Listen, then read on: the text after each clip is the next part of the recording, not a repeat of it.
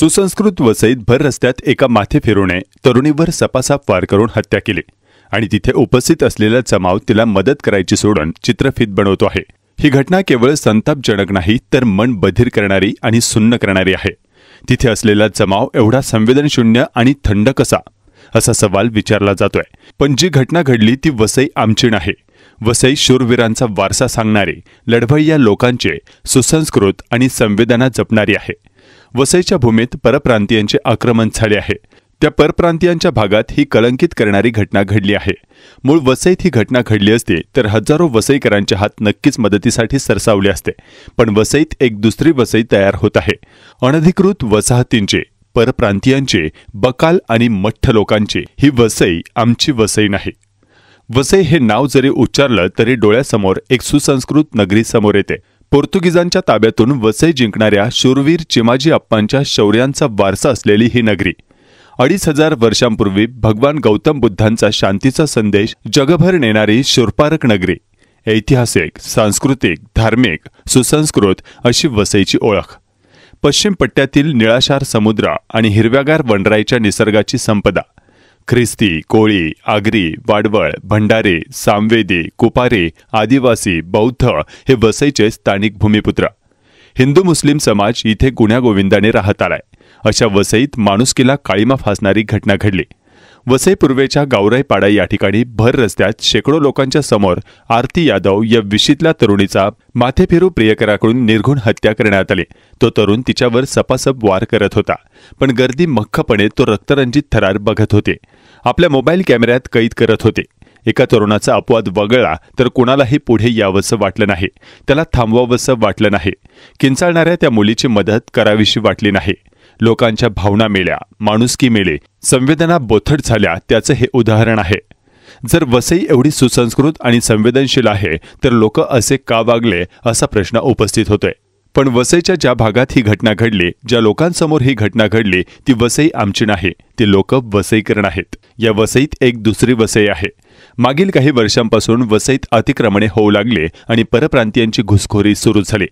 नैसर्गिक नाले भराव करून बुजवले गेले, झाडांची तिवरांची कत्तल झाली, भूखंड एकापाठोपाठ एक गिळंकृत होऊ लागले, बेसुमार आणि अमर्याद अनधिकृत बांधकामे होऊ लागली, अनेक नवनवीन वसाहती आणि वस्त्या विकसित होऊ लागल्या। बिहार, उत्तर प्रदेश येथील सर्वाधिक कष्टकरी लोक येथे येऊन स्थिरावू लागले। दररोज लोंढेच्या लोंढे या शहराच्या पोटात सामावू लागले। अनधिकृत बांधकामांवर अंकुश राहिला नाही। शासकीय जमिनी, वनजमिनी, आरक्षित भूखंडावर अतिक्रमणे झाली। वसई पूर्वेकडील गावामध्ये अनधिकृतपणे बांधकामे जोर धरू लागली। महामार्गालगत अनधिकृत वसाहतींचं साम्राज्य तयार होऊ लागलं। परप्रांतीयांच्या वस्तीची नावे देखील वसईच्या संस्कृतीत न बसणारी संतोष भुवन, नागिनदासपाडा, रेहमतनगर, गालानगर, पांडेनगर, कुरेशी कंपाऊंड असे भाग तयार झाले। तिथे बेकायदेशीर चाळी आणि इमारती उभ्या राहिल्या। मग या भागाला वसई तरी का म्हणायचं? सभ्य आणि सुसंस्कृत वसईत ही दुसरी वसई तयार होतीये, ती भूमाफियांनी वसवलेली, ती कलंकित आहे। जर एखाद्या व्यक्तीच्या डोळ्यावर पट्टी बांधली आणि त्याला या भागात आणून सोडलं आणि पट्टी काढली तर तो म्हणेल की उत्तर प्रदेश किंवा बिहारच्या एखाद्या गावात आलोय। या दुसऱ्या वसईत पोट भरण्यासाठी परप्रांतीय कष्टकऱ्यांबरोबर गुन्हेगारी प्रवृत्तीचे लोकही आले। भूमाफियांचे साम्राज्य तयार झाले। या दुसऱ्या वसईत बकालपणा आहे, अस्वच्छता आहे। इथे राहणारे लोक कष्टकरी वर्गातील परप्रांतीय आहेत, पण त्याचबरोबर गुन्हेगारांचं आश्रयस्थान आहे। गुंडांचं थैमान, विविध प्रकारचे गुन्हे या भागात घडतात। वसईतील नालासोपारा शहर म्हणूनच बदनाम झाला आहे। वसईची शांतता, निर्मळता, प्रसन्नता या दुसऱ्या वसईत नाही। मूळचे वसईकर हे लढवय्ये आहेत। तरुणीच्या हत्येची घटना परप्रांतीयांचे वसाहत असलेल्या गावराईपाड्यात घडली, पण हीच घटना जर स्थानिक वसईकरांच्या भागात घडली असती तर हजारो हात मदतीला आले असते। दुर्दैवाने मूळ वसईकर त्या ठिकाणी नव्हते। मूळ वसईकर जात, धर्म आणि समाजाने वेगळे असले तरी त्यांच्यात माणुसकी आणि एकोपा आहे। वसईकर संकटकाळी धावून एकत्र येतात हा इतिहास आहे। वसईकरांनी अनेक आंदोलने केली, ती लोकशाही मार्गाने आणि संवैधानिक मार्गाने। 90च्या दशकातील पाण्याचे आंदोलन, एसटी वाचविण्याचे आंदोलन, सिडको विरोधातील आंदोलन अशी अनेक उदाहरणे आहेत।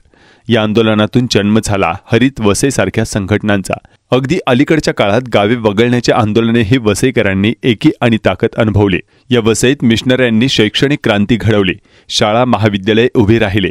एकोप्याने नांदणारी ही आमची वसई आहे, ती शालीन आहे, सुसंस्कृत आहे, तेवढीच अन्यायाच्या विरोधात लढणारी आहे। ही खरी वसई आहे, पण या वसईत तयार होणाऱ्या परप्रांतीयांच्या दुसऱ्या वसईमुळे सुसंस्कृत वसई कलंकित होत आहे.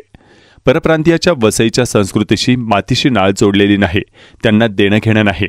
या परप्रांतीयांचा समावेश असलेल्या वसईला वेगळं तरी करा, वेगळं नाव द्या. स्थानिक भूमिपुत्रांची वसई ही शालीन, सुसंस्कृत, संवेदनशील आहे. ही दुसरी वसई आमची खरी वसई नाही. ती दुसरी वसई कधीच मूळ वसईकरांची होऊ शकत नाही.